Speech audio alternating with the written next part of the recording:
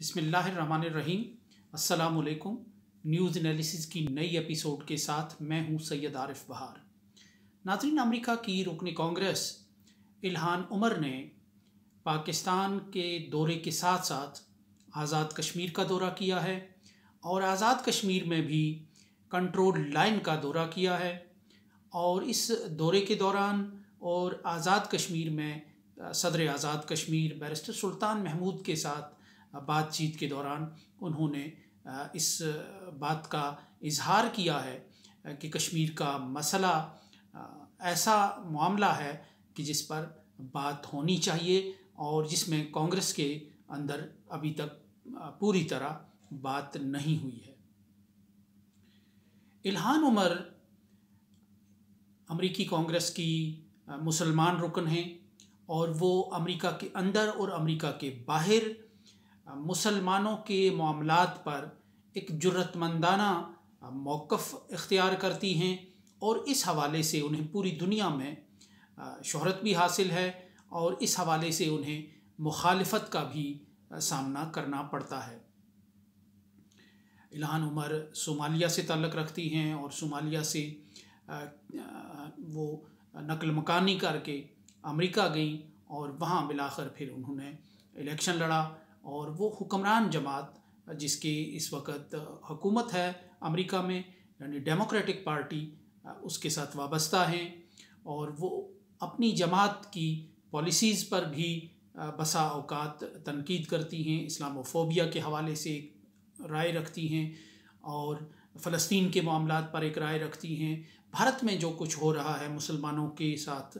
इस वक्त उस पर भी उनका एक मौक़िफ़ है और कश्मीर के हवाले से भी गाहे बगाहे वो बोलती हुई नज़र आ रही हैं।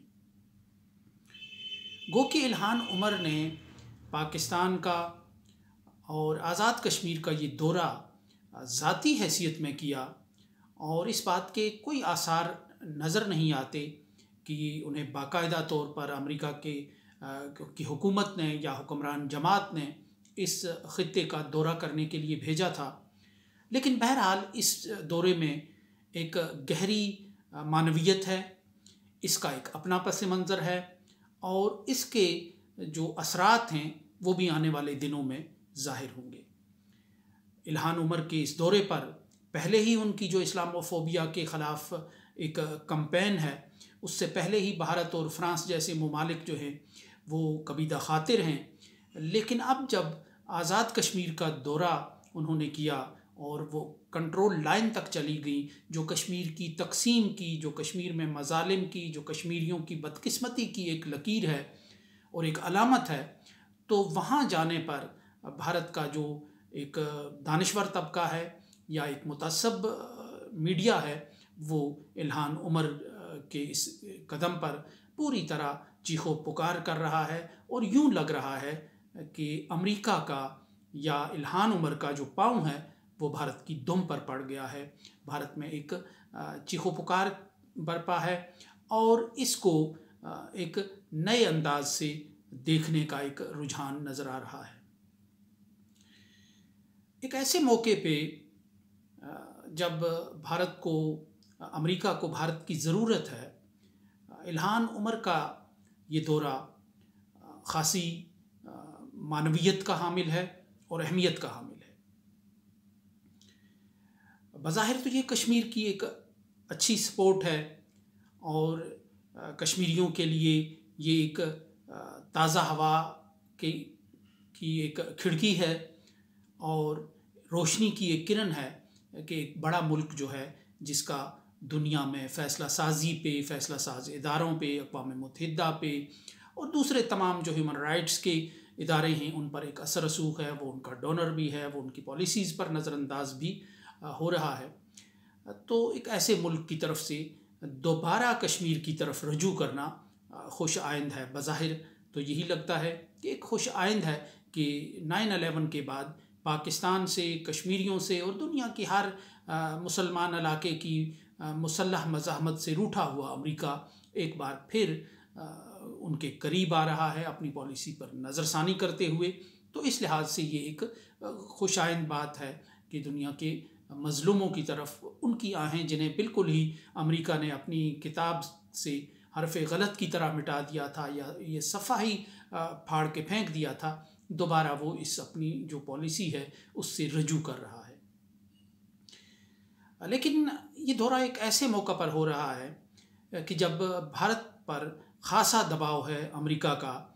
कि वो यूक्रेन की जंग में एक वाज़ेह लाइन ले और रूस मुखालिफ लाइन ले।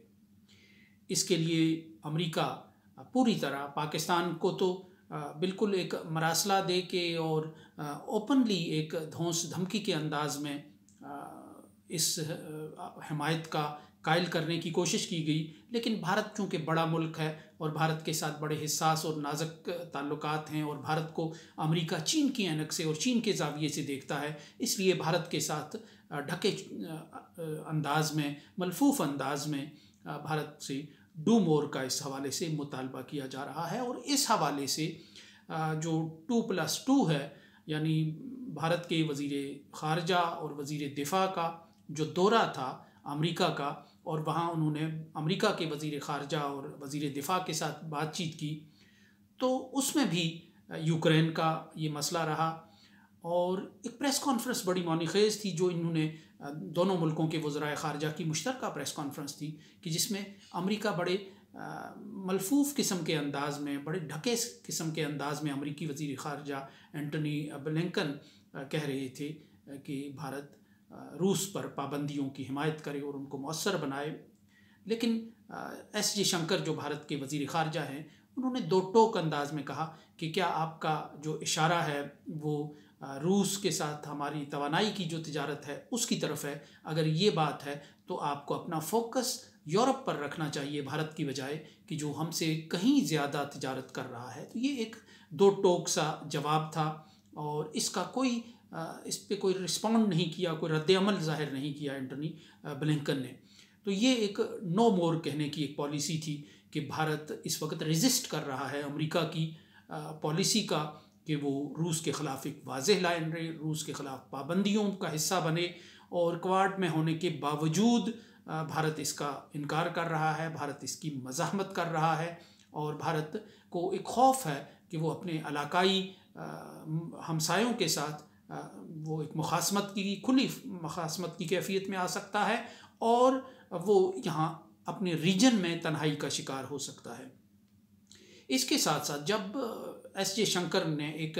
प्रेस कॉन्फ्रेंस में जब ये कहा गया उनसे कि भारत, अमेरिका ने ये कहा है कि अक़लियतों के साथ होने वाले जो सलूक है और जिसमें रियासती इदारे शामिल हैं उस पर अमेरिका की नज़र है, तो उन्होंने कहा कि हमारी एस जयशंकर ने कहा अमेरिका के साथ हमारे मुज़ाकरात में ऐसा कोई मामला डिस्कस नहीं हुआ। अगर अमेरिका के तहफ़्फ़ुज़ात भारत में अक़लियतों के हवाले से हैं तो भारत के भी अमेरिका में बसने वाले लोगों के हवाले से कुछ अपनी एक राय और एक सोच है। ये भी भारत को बहुत दो टोक किस्म का जवाब था अमेरिका को भारत की तरफ से। गोया कि इससे ये अंदाज़ा हो रहा है कि भारत अमेरिका की यूक्रेन पॉलिसी में शामिल होने से इनकारी है, वो रूस के साथ अपनी तिजारत का हुजम कम करने से इनकारी है, और इस हवाले से अमेरिका के हर किस्म के दबाव को नज़रअंदाज कर रहा है। और यही वजह है कि जो रूसी वज़ीर ख़ारजा सरगई लारोव थे, उन्होंने एक इंटरव्यू देते हुए इंडिया टुडे को उन्होंने भारत के वज़ीर ख़ारजा एस जयशंकर की दिल खोल कर तारीफ़ की है और उन्हें एक अजीम पैट्रियट बताया है और मुहब्बे वतन बताया है कि उन्होंने ऐसी अपने मुल्क की पॉलिसी पर ज़ोर दिया, अपने मुल्क के मफाद की पॉलिसी पर ज़ोर दिया बजाय अमेरिका की पॉलिसी पर चलने के और उस लाइन को टो करने के। तो ये एक ऐसी सूरत हाल है कि भारत अभी तक अमेरिका के काबू में नहीं आ रहा। अब यूँ लगता है कि अमेरिका अब भारत की कलाई मरोड़ प्रोग्राम पर अमल करना चाहता है। अमेरिका भारत को कुछ नए अंदाज से कुछ सबक सिखाना चाहता है, कुछ सज़ा देना चाहता है, कुछ गलती का एहसास दिलाना चाहता है, और उसके लिए भारत का जो नरम पेट है वो कश्मीर है कि जिस पर बात करके, जिसका जिक्र करके, जिसका दोबारा से तज़किरा करके भारत को चिढ़ाया जा सकता है। ये भारत की वो फॉल्ट लाइन है कि जो भारत को हमेशा मुश्तइल भी करती है और भारत को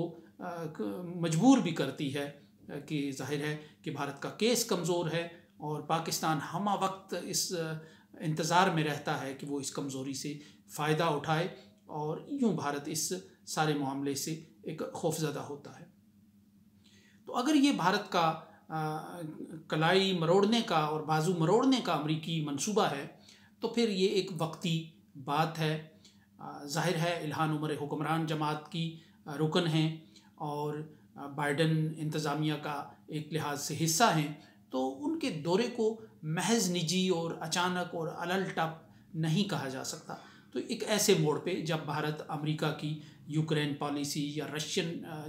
रशिया पॉलिसी है उसकी मज़ाहमत कर रहा है। ये वो कार्ड है जो अमेरिका ने 1990 में भी पूरी कुव्वत के साथ खेला कि जब सोवियत यूनियन का ज़वाल हो गया और भारत जो सोवियत यूनियन का एक रिवायती इत्तेहादी था, वो अमेरिका को अपने यहाँ मंडियाँ देने में, अमेरिका को अपने यहाँ दर आने में, अपने यहाँ दखील होने में भारत खासी मज़ाहमत कर रहा था। तो यही वो ज़माना था कि जब अमेरिका ने पाकिस्तान के साथ मिलकर एक कश्मीर प्रोजेक्ट चलाया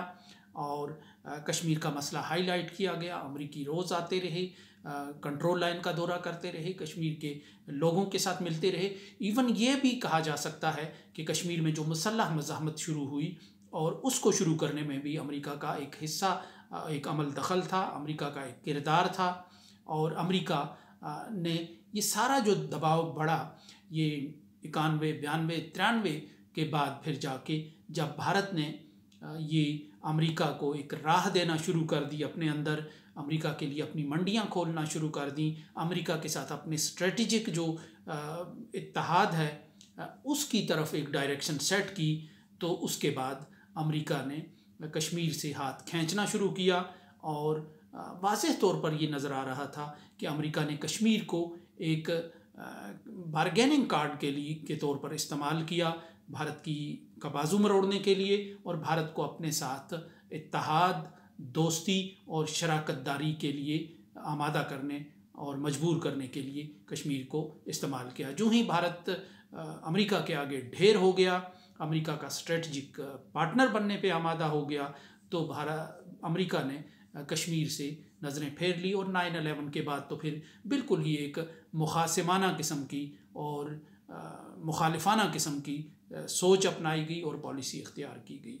तो यूँ लगता है कि एक बार फिर भारत